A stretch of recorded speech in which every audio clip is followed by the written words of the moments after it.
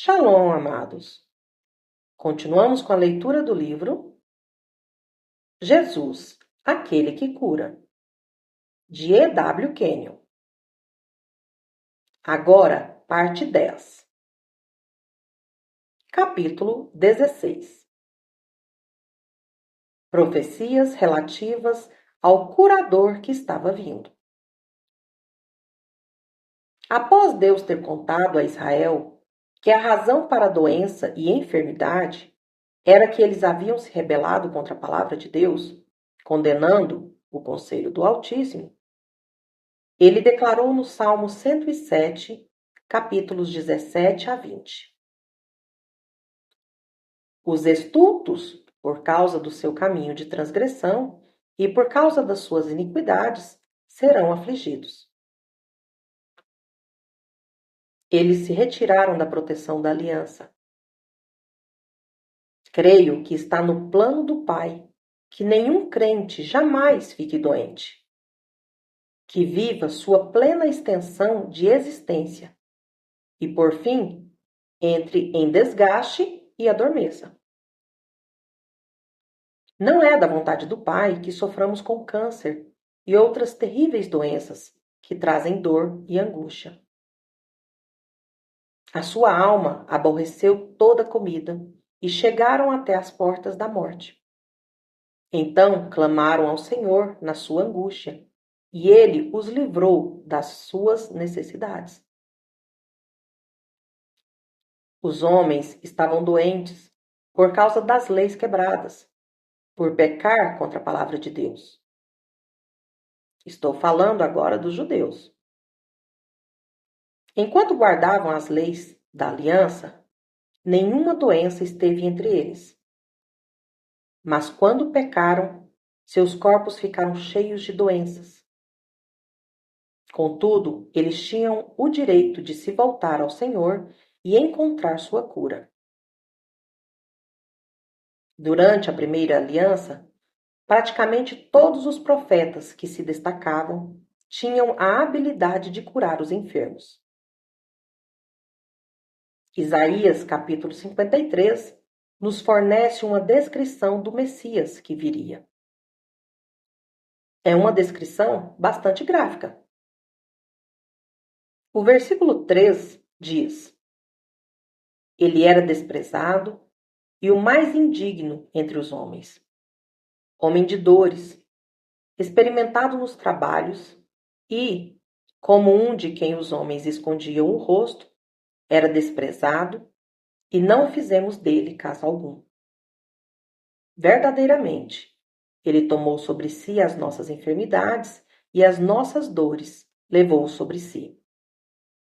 E nós o reputamos por aflito, ferido de Deus e oprimido.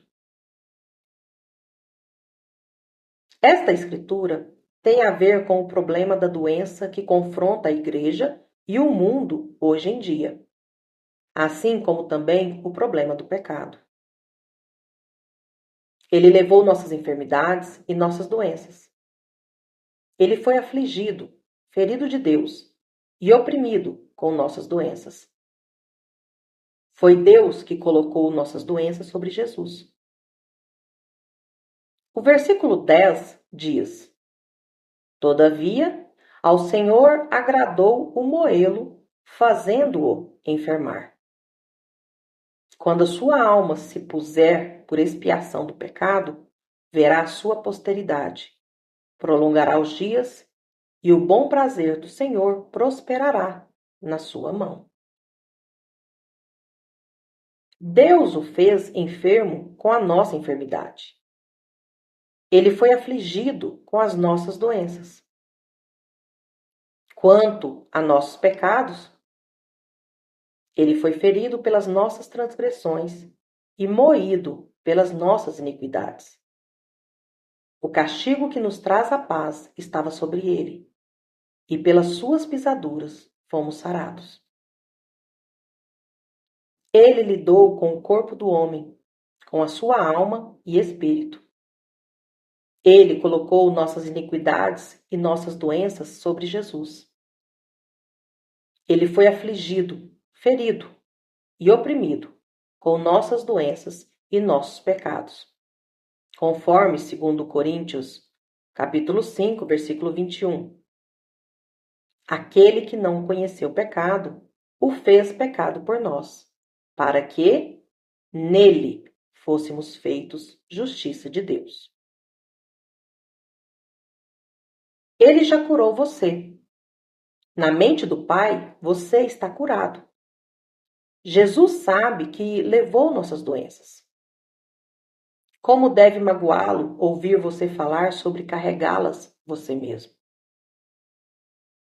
Aprenda a dizer: estou curado porque ele fez essa obra e satisfez a Suprema Corte do Universo. Queridos, eu vou repetir essa frase. Estou curado porque ele fez essa obra e satisfez a Suprema Corte do Universo. Isso torna você livre. O pecado não se assenhorará sobre você, porque você é uma nova criação. Quando você foi curado? Quando Jesus venceu Satanás, o despojou de sua autoridade e ressurgiu. Foi então que você foi curado. Capítulo 17. O ministério de Jesus. Seguindo-se à tentação, como registrado em Mateus capítulo 4, versículo 24, Jesus desceu a montanha e as multidões se aglomeraram ao seu redor. E a sua fama correu por toda a Síria, e traziam-lhe todos os que padeciam, acometidos de várias enfermidades e tormentos, os endemoniados, os lunáticos e os paralíticos, e ele os curava. Em todo contato de Jesus com as pessoas, ele curava os seus doentes. Ele não rejeitava a ninguém. Todos eram curados. Algumas pessoas nos fariam crer que há alguns casos em que não é da vontade do Pai curar. No entanto, essas mesmas pessoas tomarão remédios e procurarão um médico, enquanto declaram que não é a vontade de Deus curá-los. O fato é que não há casos em que não seja da vontade do Pai curar. Não é da vontade do Pai que alguém morra de doença. A doença não pertence ao corpo de Cristo. Ela não é normal ou natural.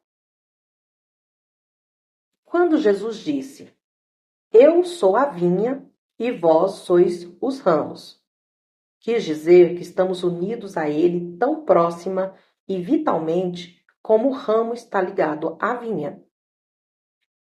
Você pode entender que Jesus não podia ter câncer, tuberculose, pneumonia ou qualquer dessas outras doenças mortais. Se ele é a vinha, nós, como ramos, não devemos ter nenhuma dessas coisas tampouco. É normal os crentes estarem aprisionados pela pobreza, de forma a precisar ir ao mundo para obter ajuda. Também é normal irem aos médicos para receber a cura. O crente é de Deus. Ele foi redimido da mão do inimigo. Ele tem a própria natureza e vida de Deus nele. Ele é a justiça de Deus em Cristo. Ele não somente é redimido da mão de Satanás e tornou-se uma nova criação, mas se encontra na presença do Pai sem nenhum sentimento de culpa ou de condenação. Ele tem a mesma liberdade para com o Pai agora que terá depois da morte, quando for para o céu. Ele se situa diante do Pai agora como Jesus se situava diante dele. A natureza de amor do Pai tomou o lugar da natureza de Satanás na sua vida. Ele não está mais com medo da doença ou das circunstâncias adversas. Ele não está cheio de medo e aprisionado. O Filho o libertou. O amor perfeito lançou fora o medo. Ele está cheio da natureza e da vida de Deus. E a natureza de Deus é o amor. Não há nenhum motivo para a doença e a enfermidade no corpo de Cristo. Estas novas criações são filhos de Deus, herdeiros de Deus, co-herdeiros com Jesus Cristo. Eles têm Deus habitando neles. Eles têm a vida e a natureza de Deus. E Deus, o próprio Deus, na pessoa do Espírito Santo, o qual levantou Jesus dentre os mortos, fez dos seus corpos o seu lar. Romanos, capítulo 8, versículo 11. E se o Espírito daquele que dos mortos ressuscitou a Jesus habita em vós, aquele que dos mortos ressuscitou a Cristo também vivificará o vosso corpo mortal, pelo seu Espírito que em vós habita. No ministério de Jesus havia uma coordenação perfeita entre ele mesmo e o Pai. A atitude de Jesus para com a doença e o pecado era a atitude do Pai. Ele vivia entre os judeus, o povo da aliança de Deus, e curava as suas doenças, quebrando o domínio de Satanás sobre eles individualmente. Quando ele foi para a cruz, tornou-se o seu substituto, aquele que carregou seu pecado e suas doenças. Quando foi pregado naquela cruz, Isaías 53 se tornou uma realidade. Verdadeiramente, ele tomou sobre si as nossas enfermidades e as nossas dores levou sobre si.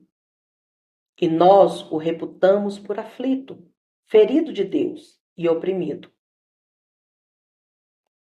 Foi a mão da justiça que caiu sobre ele como nosso substituto quando carregou nossas doenças.